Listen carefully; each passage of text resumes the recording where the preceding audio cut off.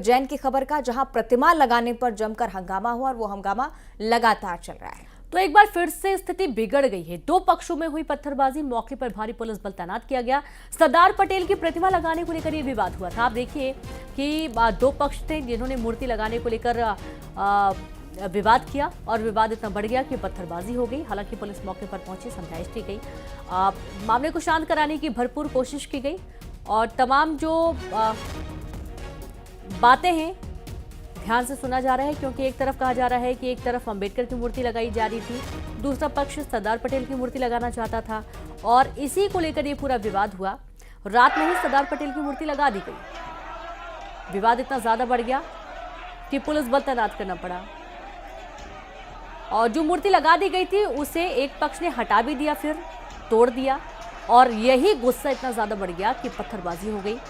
बहुत तेज विवाद में कई लोगों को चोटें भी आई हैं। हालांकि पुलिस मौके पर पहुंची, मामले को शांत कराने की तमाम कोशिश, और ये कुछ तस्वीरें आपकी टीवी स्क्रीन पर। उज्जैन का पूरा मामला है। से कि अजय पटवा जुड़ रहे हैं। अजय, बताइएगा, बताया जा रहा है कि अभी स्थिति और ज्यादा बिगड़ती हुई। जी देखिए, अंबेडकर और सरदार वल्लभ भाई पटेल की मूर्ति लगाने को लेकर माकरोड में विवाद चल रहा था, क्योंकि बीजेपी ने चुनाव के समय कहा था कि यहाँ पर सरदार पटेल की मूर्ति लगेगी, पर दूसरा पक्ष अड़ा हुआ था कि यहाँ अंबेडकर की मूर्ति लगे। इसी को लेकर एक पक्ष ने कल बुधवार रात को सरदार पटेल की मूर्ति लगा दी थी और जैसे ही इस पूरी जानकारी लगी तो दूसरे पक्ष ने सुबह सुबह इस मूर्ति को तोड़ने का कार्य किया। लेकिन जैसे ही आसपास के लोगों को खबर लगी तो वहां स्थिति बिगड़ने लगी और देखते देखते पत्थरबाजी की घटना बढ़ गई। इतनी स्थिति बिगड़ गई है कि वहां पर दहशत का माहौल बना हुआ है, अफरा तफरी मची हुई है। पुलिस प्रशासन लॉ एंड ऑर्डर की स्थिति बनाने में लगी है, लेकिन स्थिति सामान्य होने का नाम नहीं ले रही, क्योंकि स्थिति और बिगड़ती जा रही है। लगातार पत्थरबाजी की घटनाएं बढ़ती जा रही है, क्योंकि मूर्ति तोड़ने का विवाद अब जो है बढ़ता जा रहा है। जी बिल्कुल, मूर्ति तोड़ने को लेकर ये पूरा विवाद बढ़ता जा रहा है। पुलिस मौके पर मौजूद है। क्या कोई समझाइश का असर नहीं है? मामला शांत नहीं हो पा रहा, हम देख पा रहे हैं कि और उग्र होता जा रहा है पूरा विवाद। देखिए, कुछ देर के लिए मामला शांत हो गया था, पर इसके बाद फिर कुछ शरारती लोगों ने इस विवाद को फिर बढ़ा दिया और तूल दे दिया। इसके बाद वहां पर स्थिति और बिगड़ गई है, ताकि अब स्थिति बिगड़ते ही पुलिस ने और भारी पुलिस बल उज्जैन से बुलाया है। वहां पर स्थिति सुधारने के लिए उज्जैन से कलेक्टर और एसपी भी रवाना हुए हैं और पूरी घटना स्थल पर नजर बनाए रखे हुए हैं तत्काल, क्योंकि जिस तरीके से ये स्थिति बिगड़ी है, दोनों ही पक्ष जो है अपने अपने मूर्तियां लगाने को लेकर अड़े हुए थे और इसी बात को लेकर पूरी स्थिति बिगड़ी है। अब आगे देखना ये होगा कि आगे क्या प्रशासन इस पर कार्रवाई कर सकता है। जी शुक्रिया आपका जानकारी के लिए अजय। तो इस तरीके से अब देखना प्रशासन क्या कुछ कार्रवाई करता है। हालांकि कुछ देर के लिए मामला शांत हुआ था, लेकिन एक बार फिर से विवाद बढ़ गया। समझाइश की तमाम कोशिशें जारी हैं।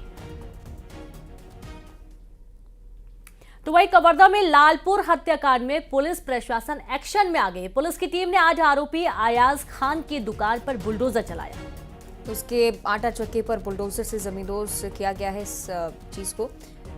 कोतवाली थाने के बीच पारा में कार्रवाई की गई। आपको बताएं कि राजस्थान के कन्हैयालाल हत्याकांड जैसे गौशाला के चरवाहे साधराम यादव की गला रेतकर हत्या हुई थी। इस मामले में पुलिस ने नाबालिग समेत 5 आरोपियों को पकड़ा।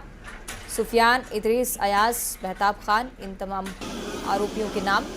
और उसके बाद बुलडोजर एक्शन जोर पकड़ता हुआ इस निर्माण को ध्वस्त किया गया है।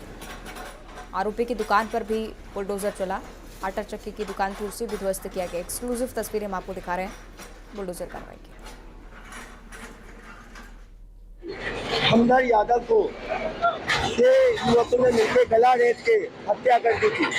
उसके जो मुख्य आरोपी था अयाज खान, जिससे पहले से 9 अपराध थे, जिसमें डकैती, दंगा और झंडा कांड का भी आरोपी था। इनके मोबाइल, लैपटॉप और घटनास्थल पे काफी सारे एविडेंस मिले थे। प्रशासन द्वारा इनके और तमिलनाडु के धर्मपुरी में दर्दनाक हादसा हुआ है। तेज रफ्तार ट्रक ने डंपर सहित कई गाड़ियों को टक्कर मारी है और टक्कर के बाद डंपर फ्लाईओवर से नीचे गिर गया। हादसे के बाद कई गाड़ियों में आग भी लग गई और आप देखिए कि कितना बड़ा घटनाक्रम, एक बड़ी लापरवाही। तमिलनाडु का ये पूरा वाकया है जहां पर ये घटनाक्रम हुआ है और तमिलनाडु के धर्मपुरी में दर्दनाक सड़क हादसे की तस्वीर सामने आई है। तेज रफ्तार ट्रक ने डंपर सहित कई गाड़ियों को टक्कर मारी। टक्कर के बाद डंपर फ्लाईओवर से नीचे जा गिरा और देखिए इस दौरान आग भी लग गई। एक कार को तो पूरा रौंदता हुआ जो ट्रक है वो जा गिरा। और देखिए इसमें कम से कम 2 से 3 वाहन इसकी चपेट में आए हैं, जो कि पूरी तरीके से क्षतिग्रस्त हो गए।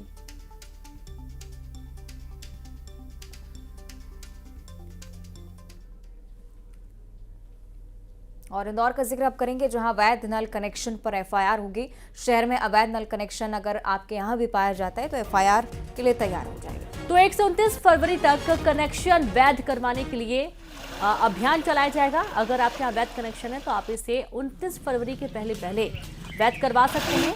और रेड जोन के हिसाब से उपभोक्ताओं को शुल्क देना होगा। 1 महीने बाद अवैध कनेक्शन पर कार्रवाई की जाएगी। इंदौर को लेकर ये सूचना, अवैध नल कनेक्शन को लेकर अब सख्ती बरती जा रही है। 1 से 29 फरवरी तक का समय कनेक्शन वैध कराने का।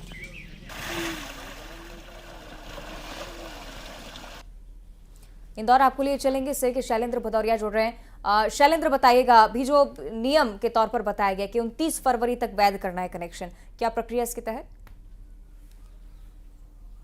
देखिए मैं आपको बता दूं कि अगर इंदौर नगर निगम की बात करूं तो 6 लाख से अधिक प्रॉपर्टियां नगर निगम के अंदर दर्ज है, यानी आवासीय और गैर आवासीय यानी व्यावसायिक परिसर दर्ज है। लेकिन अगर नल कनेक्शनों की बात करते हैं तो 2,65,000 घरों में ही केवल वैध तौर पर कनेक्शन है, यानी बाकी लोग जो है वो अवैध तौर पर पेयजल की आपूर्ति प्राप्त कर रहे हैं। तो ऐसे में अब नगर निगम को एक बड़ा राजस्व की घाटा भी हो रहा है, क्योंकि देखिए लगभग 450 करोड़ रुपए राजस्व जो है वो पेयजल व्यवस्था पर नगर निगम खर्च करता है, लेकिन उसको बदले में महज 80 करोड़ रुपए ही मिल पाते हैं। और यही कारण है कि अब इंदौर नगर निगम सख्ती बरतने के पूरी तरीके से मूड में आ गया है।